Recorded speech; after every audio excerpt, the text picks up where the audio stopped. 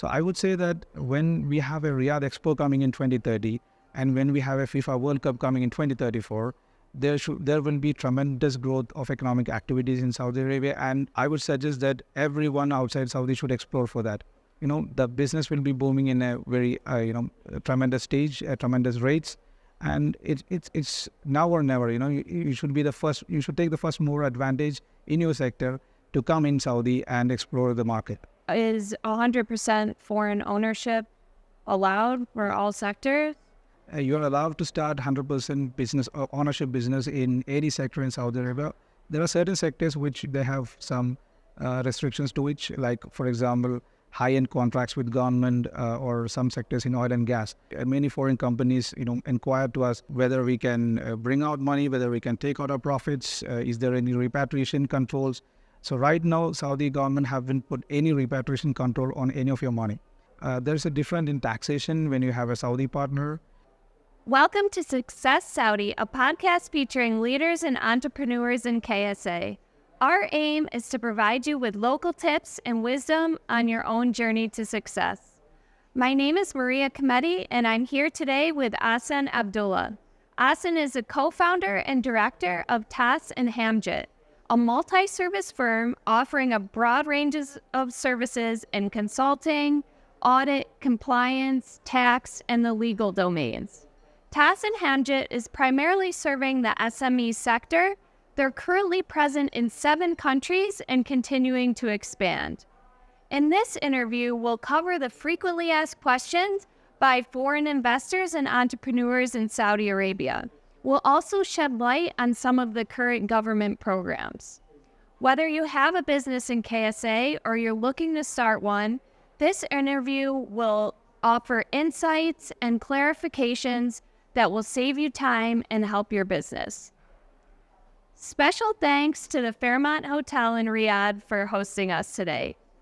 Fairmont's located in the Business Gate, only 15 minutes from the airport. It's a luxurious 5-star hotel and sure to impress your clients, inspire your colleagues, and provide a home base for you to enjoy the city.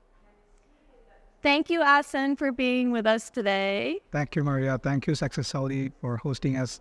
Thank you very much.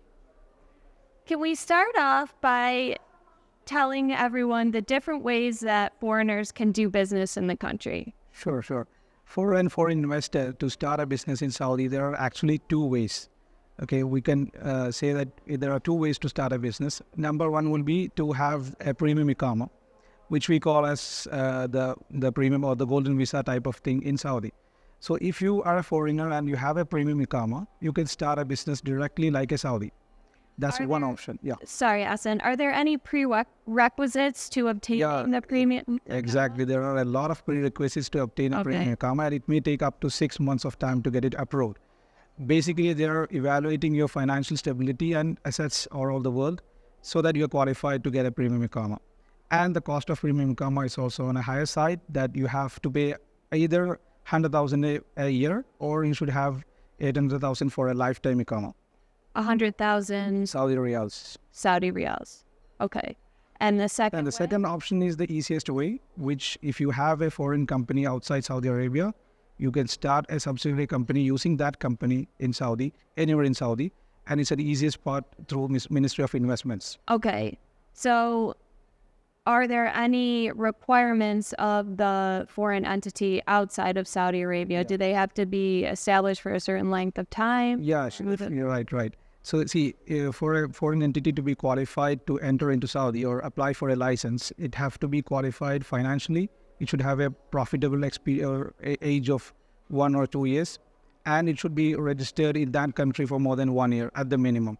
With those qualifications, they can apply for any sector in Saudi Arabia for the license. So first they will be approaching the Ministry of Investments, and once they get the license from Ministry of Investments, it's very easy to set up a company here. Okay, very good. And what about the entrepreneurial license? See, entrepreneurial license is different from the usual license. Usually we have 11 sectors which Ministry of Investment have classified the activities. You can have services license, you can have trading license, you can have manufacturing, agriculture, scientific and technology, etc., etc. At the same time, you can have an entrepreneurship license in any of these sectors.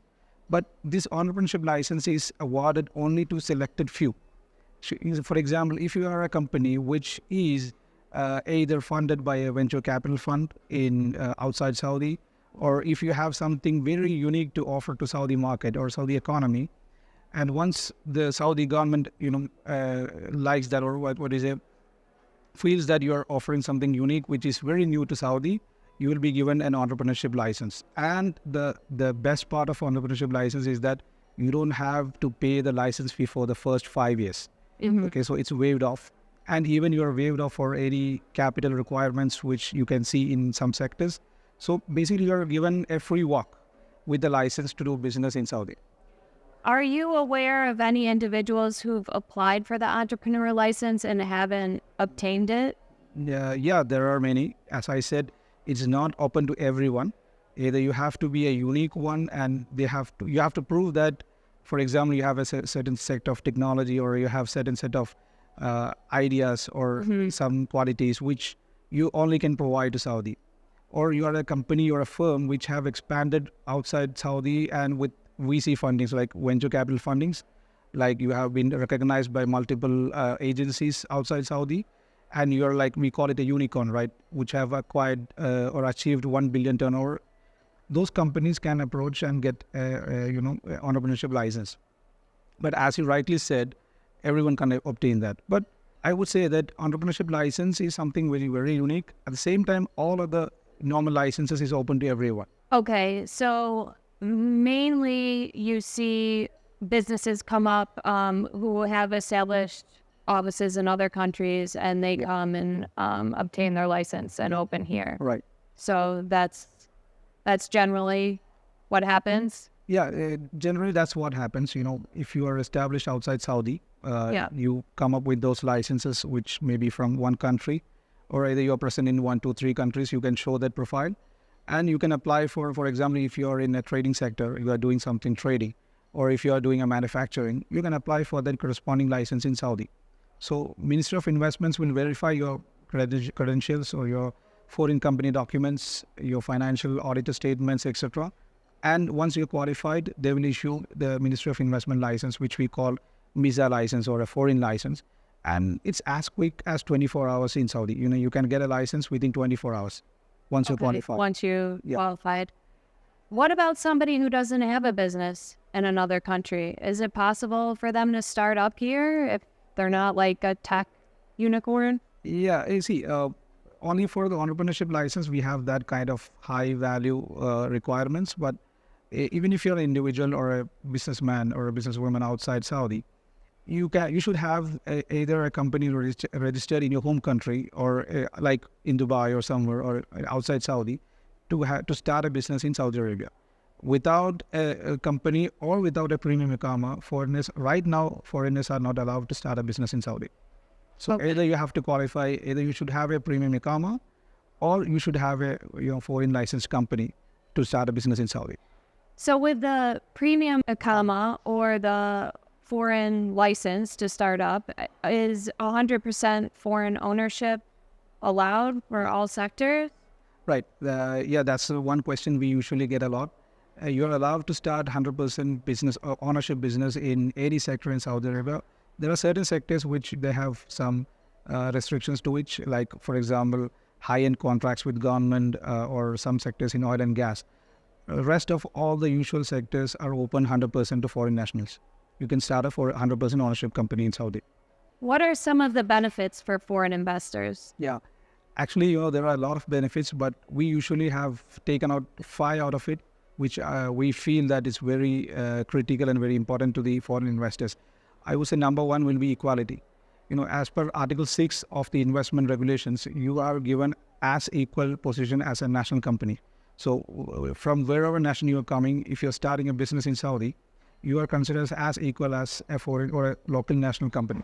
You're just not taxed that way. Yeah, but instead of leaving the tax part, you are given the status that you're equally qualified for applying for bids, you're getting the businesses, getting the contracts. There is no double treaty or double treatment for between a national company, a local company, and a foreign company. So you are treated equally.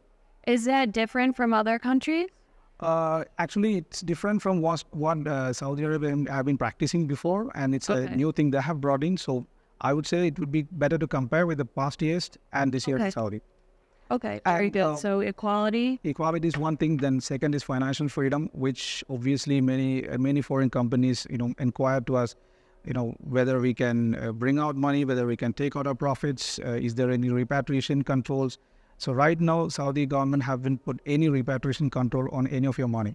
You pay taxes, you can take out any money from the Saudi to your home country, whether it's you're stopping the business, whether you have profits, whether you're selling off your business and you have more reserves here. You don't need to keep it for some time or for a period in Saudi. You can take it all money outside. So you have financial freedom. Then you have legal rights where you can even question the authorities there, which is something which is very unique and newly established, newly clarified in Saudi, that if you feel that something is against the fairness of the rules and regulations, you can even appeal to that.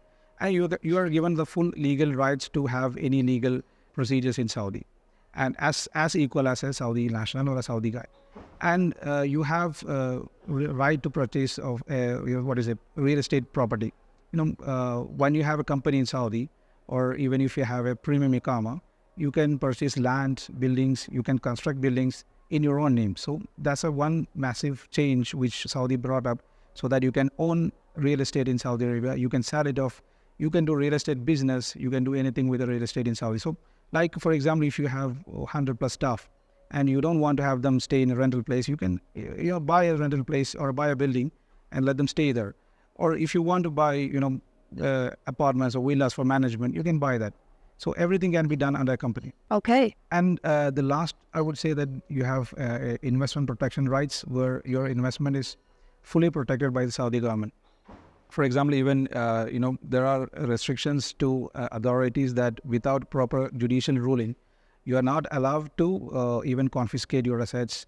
And in the case of you don't have any legal heirs in Saudi, your assets are protected and it is allowed to be transferred outside Saudi by selling off or by transferring to another person, so that your asset is fully protected. Even if you don't have a legal heir in Saudi, or even if you happen something, which you have to stop the business here, right, you can take out your assets, which is guaranteed by the government. What are some of the common concerns that you hear from potential investors, and how do you address those? Yeah, the common concerns usually is with the ease of doing business, number one. And number two is related to the taxes. And number three, the local compliances, which ranges from the Ministry of Labor, Saudization, HR principles, or those kind of things. So all those concerns are basically which comes out of the lack of knowledge about the new developments in Saudi. But right now, we as a consultancy firm, we have a comprehensive approach to clarify those things, and we bring out people to Saudi only after proper clarifications. So usually the concerns run around these points, and to be very concise and precise to that, we would say that everything right now in Saudi is clearly explained in English in every website of the government. So it is not like the before, where you don't have a right to information, or right, you don't get the right information on the directly from the authorities. The situation have changed. So now you can have information which is in every government website, which is easily understandable and which is very user friendly, and even consultancies like us can have a clarity on that. So right now the economy is very open. You don't have to be concerned about doing business here. It is very easy to do business here once you are fully complied with the law. Yeah. Like anywhere else. Okay. And what are the nuances of doing business in Saudi Arabia? Every country is different. Are there any certain nuances that, you help to educate your clients about? Yeah, see, the major thing would be some local regulations, like there are certain, for example, Saudization. Saudization is something which is only unique to this region. Like, for example, the local content is very unique to this region. So if you're starting a business or running a business in Saudi, there are certain percentage of Saudization, or the employment opportunity to be open to Saudis in your company. So these kind of things have to be followed. For example, if you're starting a manufacturing business, based on your activity, you have a certain percentage, let's say running around 15 to 25 percentage. So which means total out of your total workforce, this percentage of numbers should be Saudis. And this is very peculiar to Saudi nation, which we feel, we with our presence all over the GCC region. The difference for Saudi when compared to other GCC states is that we have more local population in Saudi than other countries. So obviously the employment opportunity should be there for Saudi nationals also. So that's one thing. And other things which I would say, like even there are certain HR practices which is very unique to this country, like you need to have an exit re-entry visa to go out of this country when you are in employment visa. But still, unlike before, you can have multiple entry visas now. So like it is not much as restrictive as before. So those kind of small things which you have to be aware when you're doing business, unless, it will be creating headaches for you. Yep, that makes sense. We have a question from one of our viewers. Can you hold an Iqama and a foreign investor license at the same time? Yeah, sure, you can. See, only thing is that the procedure it will be a little different. When you acquire a foreign license in Saudi, like for example, you let's say Success Saudi, it's a media company or doing media publishing. So if you have a company or a foreign license with those activities, so your Iqama should be under that company, so that the owner can have the Iqama under the company in the position of a, let's say, CEO or a chairman or a general manager. Those professions are available for the owners.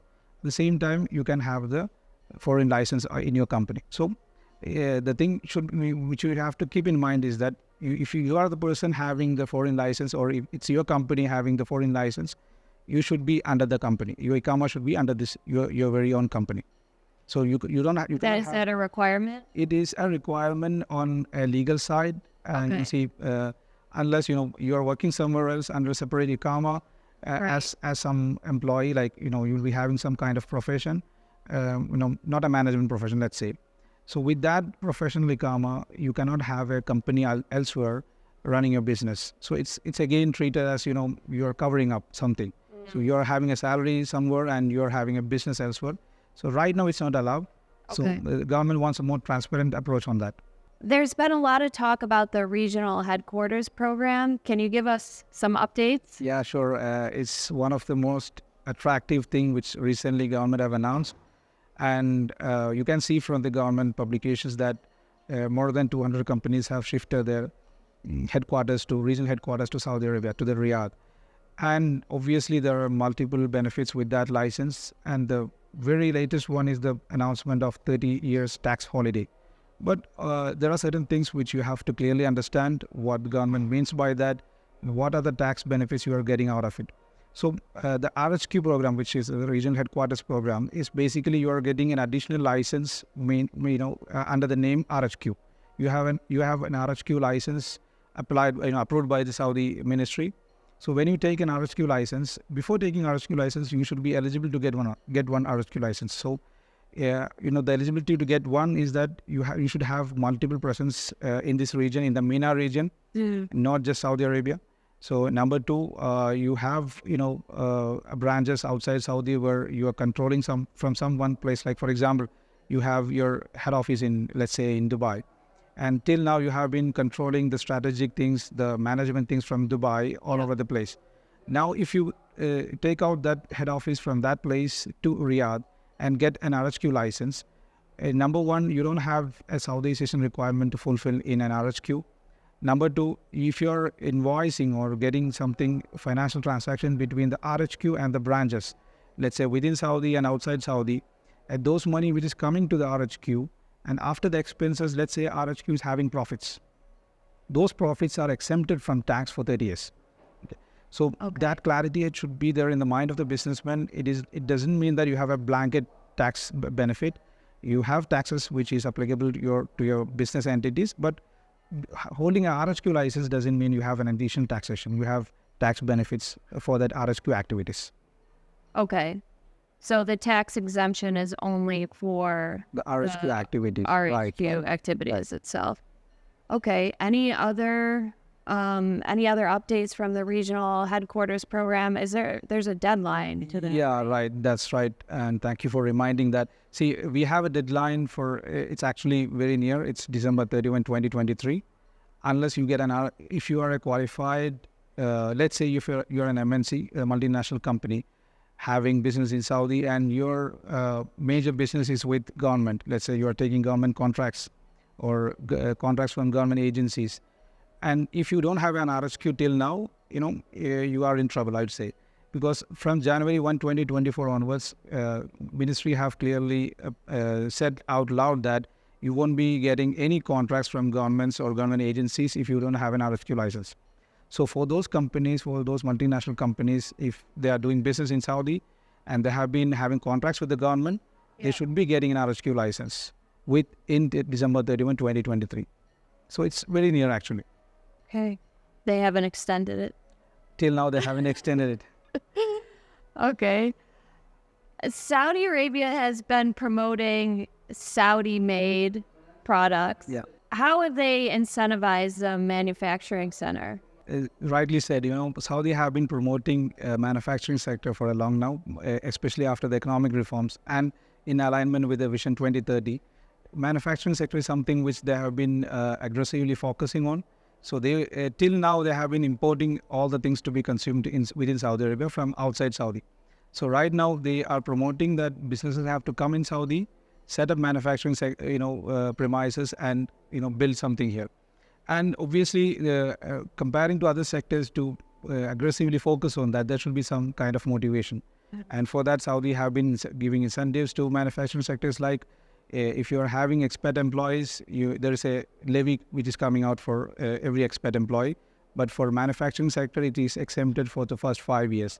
So which is a very, cash saving thing so that they can grow in that time. Absolutely. And number two, focusing on this, there are funds which is deployed by the government to give, like, for example, they aid you to set up a factory. They give working capital supports more. They give, financing to, market the product, and even the working capital support, as I said. So this is more focused on the manufacturing sector than other sectors. So if you're setting up a business, or like if you're setting up a manufacturing sector here, you can apply for finances more easily than other sectors. You're favored more to set up a factory here. And there are multiple clients of Tass and Hamjit they have been investing in manufacturing sector for some times now, and they have been growing at a tremendous rate than other sectors within Saudi. Like we have in the sectors of packaging industry, in the sectors of plastics, in the sectors of chemicals, even in the sectors of agriculture. There are companies coming from various parts of world to Saudi to set up farms here. So that's something which is very revolutionary within the geography of Saudi. So we have local-made vegetables, we have local-made foods, we have local-made everything of kind. Even they're inviting automobile manufacturers to set up plants in Saudi now. When we were talking about the regional headquarters program, you mentioned that it's exempt from the Saudization requirements. Can you tell us more about what Saudization means for businesses here? Yeah, right. As I briefly mentioned in one of the questions, for every expat business and local business, it's not a new rule or a rule just only applied for foreign investors. So if you're setting up a company in Saudi or a business in Saudi in any sector, and be the owner be a Saudi or a foreigner or a joint venture between a foreigner and a Saudi, you have Saudization rules applicable for the activities. It changes from based on activity to activity, but for every activity, there is a Saudization rule. So like, for example, let's say if you are doing a contracting business in Saudi, you have around 16% of Saudization on an average, which means every 1 among 6 employees should be a Saudi. So it's like you have to give opportunity for employment to Saudis. And unlike before, we have seen in the market very smart and very educated and multi-capacity holding, Saudis, especially youngsters, and I would say more from the women's side, the new graduates from the colleges, especially the girls, are very talented and they contribute much to the company. So it's not a tough thing to give an employment opportunity to Saudi person here. and we can find many talents, which is very contributing to our companies also from among the Saudi nationals. So that's one mandatory thing you have to follow to set up a balance between your expats and Saudi employees. And on the other side, if you don't have Saudization requirements fulfilled, you won't be getting expat visas. Let's say you won't be getting visas for your expat employees, and even other services will be gradually blocked by the authorities. So that unless you maintain that, you will be I would say your business will be in a stagnant mode. Okay. How are the foreign companies that you're working with finding local talent? See, there are multiple sources. There are recruitment companies working in Saudi, finding local talents, and we can find as simple as through LinkedIn. So we have been getting good, CVs or biodatas from when you put an ad in LinkedIn. So you can do as simple as that, or you have reputed agencies which are finding local talents and supplying to you. And even you can have graduation programs with the universities here. They are open to that, so that they give you a list of good students who are just graduated from them, and we can have interview with them, and you can select those who are required. So there are multiple sources where you can get good talented Saudis here. Great to know. Now that 100% foreign ownership is possible in businesses here, there's been a lot of attention on that. But you just mentioned joint ventures. Yeah. Can you tell us about how those work and what the advantages might be to establish a joint venture over a 100% foreign-owned entity? Yeah, sure. When we say 100% ownership, it doesn't mean that you have to be owning 100% of everything. You can have a partnership with qualified Saudi person, Saudi businessman. So if you find a real good partner in Saudi, there are Saudis who are, as equally investing as foreigners in Saudi businesses now.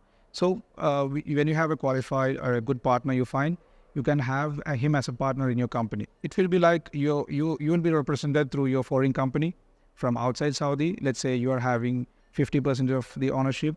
You can have a Saudi partner also in the same company as individual to hold the 50%. So it's like you're a partnership business doing the same thing. So that kind of, usually we call it joint ventures when you have multiple partners. So you can structure your business in that kind of way also. And when you have a Saudi partner, there are additional benefits you can enjoy from the ground. It doesn't differentiate from the compliances or government point of view. It's same, you're doing business with a Saudi or without a Saudi. It's same for them. But on the ground, when you have a local person in hand, it's obviously many things are made easier because he's already well versed with the compliances, the regulations, and the groundworks, the approval systems, etc. So that knowledge and that experience can add value to your business. So you can do things much faster than your 100%. But at the same time, even if you're 100%, right now there are consultancies or agencies which help you also achieve the same fastness or swiftness in your requirements. And one more thing I think I should add to that is that there's a difference in taxation when you have a Saudi partner. When you're a 100% company owned by a foreign company or a foreigner, you are taxed at 20% on your net profits. Yeah. Okay. So at the same time, when you have a Saudi partner, the law is different for them. It's zakat for them here. So you have a 2.5% of zakat for the net profits, or let's say adjusted profits, or on the capital base. So the zakat rule is different from the taxation rule. So if you have a Saudi partner, his share will be assessed through a zakat mechanism, and you have to pay on an average of 2.5% on his profits or capital, whichever is higher. At the same time, for the percentage or the shareholding of the foreigner, you have to pay 20% on his net adjusted profits. So that difference can be there. There are certain synergies which we can create when you have a Saudi partner like that. Okay, that's good to know. How good is the payment cycle in Saudi Arabia for business? Yeah, that's one question which we get a lot from other GCC states especially. And right now, I would say the Saudi cash cycle or Saudi market with respect to payments and receivables is very good and a very healthy market in Saudi. We usually term it as a cash market because, if you have a payment cycle, it's 90% of them are fulfilled on the time. And we don't depend, I haven't seen much, but comparing to other economies in the region, we don't have a post-dated check culture here. So which means we trust on the payment cycles and the contracts or the credit periods like. So it is not, it is like that we don't have a post-dated check culture here. We usually have a credit period which is well defined by the contract or the agreement between the parties. And usually 90% of the time those contracts are fulfilled. So we have a regular cash cycle, which let's say on when you want to quantify that, let's say there's a between 30 to 60 days, I would say it's an average cycle here, which is far healthier than other economies which we have been practicing. So I would say it's a good cycle here till now. And when more players are coming in, when there's more competition, it's something which we have to look into. What are the compliances that need to be taken care of when doing business here? See, I think we have covered some compliances in our talk, but there are, I would say Saudi is a very well compliance-driven country. They have system for everything, which some people find it very difficult, but I would say that it's more into how you follow the system. If you follow the system, the compliances are very easy to follow here. Because your how to follow the compliance is very clearly stated in the portals or in the government documents. So we can say that let's start from the investment regulations. You have Ministry of Investment of Saudi Arabia, which is the main authority which governs the foreign businesses in Saudi. So you have Ministry of Investment regulations, which governs your license, your capital, your activities, your ownership, etc. So you have a foreign license, which we mentioned before. It have these kind of regulations which have to be followed. But then you come to the Ministry of Commerce and Industries, where you have Article of Association, which we have, which we say as the basic document of a company. Then you have the commercial registration, which is issued by the Ministry of Commerce, we call CR. Then we have Companies Act, which is a very comprehensive and very well defined act in Saudi. There are laws and regulations for a company to be followed, for a limited liability company to follow. Then going again to that Ministry of Labor, there are labor regulations for Chamber of Commerce, for Mukim, for Mudad, for Kiwa. Like there are a number of portals which have many services from the government, and they have regulations to be followed. But on the top, let's say that we can have investment regulations, we can have company law, and we have HR related regulations which companies have to be following more importantly. Can you touch on the economy growth in light of the Riyadh Expo 2030 and also the FIFA World Cup in 2034? Yeah, right. That have been the very recent exciting news for all businesses here and outside Saudi. And since we have been looking for the Vision 2030 now, it's beyond that now. So we have an economic drivers which we can even go to 2034, since we are having FIFA World Cup coming in. And I would say that economic growth, which when you look from outside Saudi, we can see that they have been delivering what have been promised in an earlier dates. For example, they had some kind of KPIs or some kind of goals which have to be achieved in 2027. And when you look for that, they have been already achieved in 2023. So they are going in a very fast mode where the set targets are being achieved day by day. So I would say that when we have a Riyadh Expo coming in 2030 and when we have a FIFA World Cup coming in 2034, there will be tremendous growth of economic activities in Saudi Arabia. And I would suggest that everyone outside Saudi should explore for that. The business will be booming in a very, tremendous stage, tremendous rates. And it's now or never. You should be the first. You should take the first mover advantage in your sector to come in Saudi and explore the market. So I would say it's a right time to get into Saudi. You're an entrepreneur yourself. Can you give us some success tips? What has helped you to be successful? I mean, you have offices in 7 countries. What has helped you to be successful in general and also in Saudi Arabia?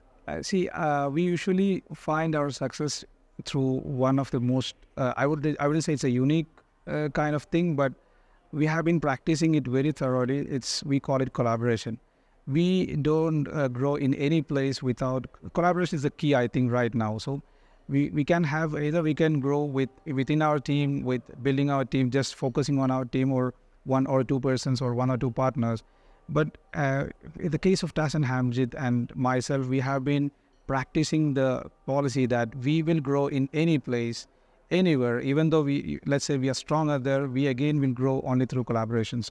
So that have been our main focus or main driver for success in Tass and Hamjit. So we have collaborators in every sector, in every areas, in every regions. So basically we team up with experts, we team up with those who are not doing our, let's say, for example, we are focused in finance, corporate and technology consulting. So there are associate companies, joint venture companies or partnered companies who bring expertise in all these sectors and add value to Tass and Hamjit when compared to other competitors. So which have been very, very much working for us. So I would say collaboration is one of the key elements which we have been practicing and which we have found to be successful. And second thing have been in our sector, it's always the knowledge and updation.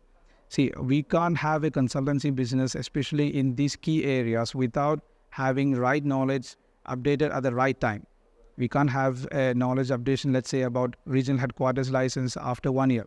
It's now or never. So we and our team always strive to get right knowledge from the first-hand information from the governments, from the ministries, and wherever we are present. So the knowledge within Saudi Arabia is different from within UAE, which is different from Singapore, which is from UK. So every team focus on their geography and develop their knowledge base, so which we have been able to deliver to our clients.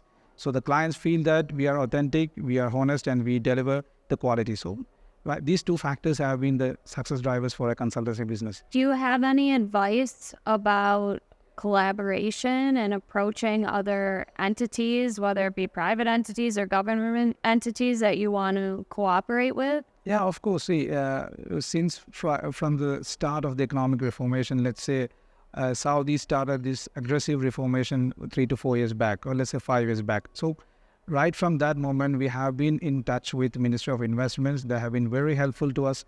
They had given us opportunities, guidance, knowledge, insights, and even have helped many of our clients directly, which we found very interesting and very, we are proud to say that, comparing to other countries, they have been much open, like a ministry of, it's a ministry, right? So they have been very much open to us. We had brought, I think, more than 100 businessmen directly to them to have consultancies, guidance and all, and which have created a trust for our clients also in us. So we always, as you said, look for collaborations wherever possible, and even to others, even to our clients, to the businessmen, I always advise that rather than just focusing on building on your own, we usually say have a large piece of a pizza rather than having one small pizza. So we always follow that, and it's an advice I think everyone can follow easily and grow in 10x speed than you're going on your own.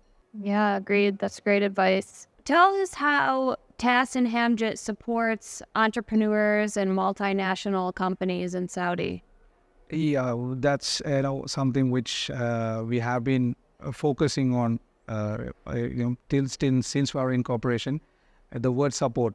We usually we always try to be a supportive partner to them. We don't just make them feel that we are someone they are paying and we are doing something to their payment or some services. So we always term ourselves as a trusted partner wherever we are present. And we have been, as I said, we have been focusing in 3 verticals mainly. So we have financial consultancy, where we support our clients from just basic bookkeeping, accounting, taxation, auditing, internal auditing, and to the high-level financial consulting like feasibility studies, evaluations. We support in merger and acquisition. We call it transaction advisory. We help people to acquire firms within Saudi or outside Saudi. We help to sell off their businesses, etc. and etc. So we have all comprehensive financial consulting business, which is our core area. Then we have corporate consulting, under which we help businesses to set up, take licenses, get the ministry approvals, organize their structure in a way that it is very feasible to them, advise on them on how to plan their capital, their investment, etc. And we have been focusing on technology for quite some time now. So right now we are focusing on AI, enabled automations in Saudi and within the region. And we have been bringing, we are more focused on data analytics and, giving dashboards to the client so that they can take decisions based on the insights from their own businesses. Then we have cybersecurity wing, which takes care of the digital world, It's more now cyber audits than financial audits. So we focus on that also.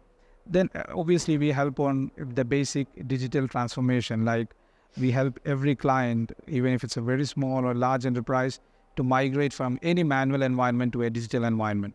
So these are the things how we support our clients. If you say by line of business, in a way we help the clients to set up in Saudi or in any region in the GCC or outside GCC. Tass and Hamjit offers a broad range of services. What do you think makes you unique? Why should I come to you over another consulting firm? Right. See, that's one, what the USP for that which we follow is, again, I would say we feel ourselves as a trusted partner than, working for a fees. See, our monetary or financial terms come second. So we always look to solve the problems of an entrepreneur in any area than, talking about billings and money in the first place.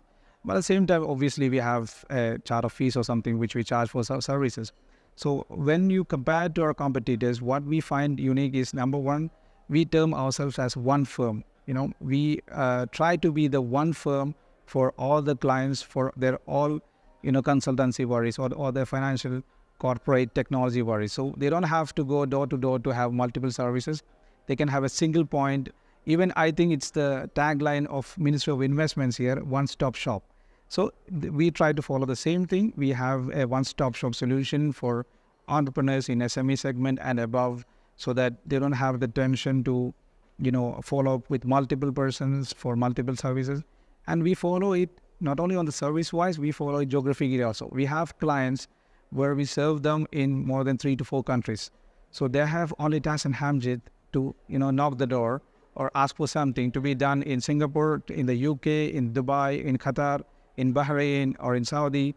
And happily, we are in 4 places in Saudi. We have more branches in Saudi when compared to other states because it's a huge country. So these kind of, they don't have to face many consultants to do something. We fill that gap for them. What message do you have for aspiring entrepreneurs in Saudi Arabia? There's only one message. I don't know if I'm qualified to give a message to them, but I would say from my experience that I had heard this from someone else. He said that if you're taking a decision, take it in the first 5 seconds. It's called a 5-second rule, and I think it's from some book. I forgot the name of the book, but that's something which we can follow. The first 5-second thought which comes to your mind is above your subconscious mind. Once your subconscious mind comes into play, it sometimes pull you back. So you feel worried, you feel tensed. So I would say that, if you're confident in your business, if you're confident in your idea, just step in the right place and do start the business. That risk taking is the main element of an entrepreneur. So I would say that don't wait for something to shape up, to something to be very, perfect to have a landing. Take the step from your side if you're confident enough in your business, and rest, you'll follow to them. That's great advice. Is that from Mel Robbins? I think so. 5-second rule? Yeah, right. Yeah, You I got love it. that. Thank you very much, Ahsan, for your time today. Thank you very much, Maria. It's been a pleasure to us, and thank you for providing this platform to speak about Saudi and speak about us. And it has been a great time for me also. Thank you. Thank you very much. Pleasure. Bye.